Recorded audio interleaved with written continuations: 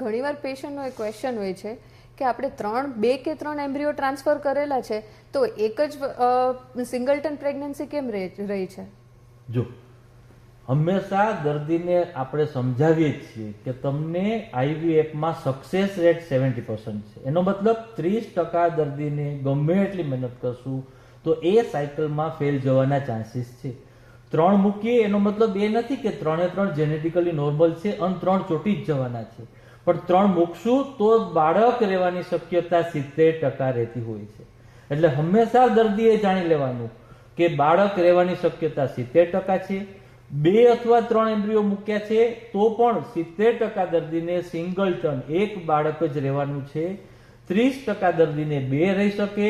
5%માં 3 મૂક્યા હોય તો 3 બાળક એક સાથે નોર્મલ હોય અને ચોટી જાય એવી શક્યતા હોય છે. આવા કેસમાં આપણે દર્દીને પૂછતા હોઈએ છીએ, 3 રહી ગયા પછી પણ દર્દીને ચોઈસ આપીએ, તમારે 1 જોઈએ છે કે 2? જો એમને 2 જોઈતા હોય તો 11-12 વીક્સે એક બાળક રિડ્યુસ થઈ શકે છે, જે સલામત હોય છે. 3 માંથી ક્યારેક દર્દીની કન્ડિશન ખરાબ હોય અથવા એમને પાછળથી મગજ બદલે કે નહીં હવે મને એક જ જોઈએ છે, તો આપણે 2 પણ રિડ્યુસ કરી શકતા હોઈએ છીએ, જે બિલકુલ સલામત છે.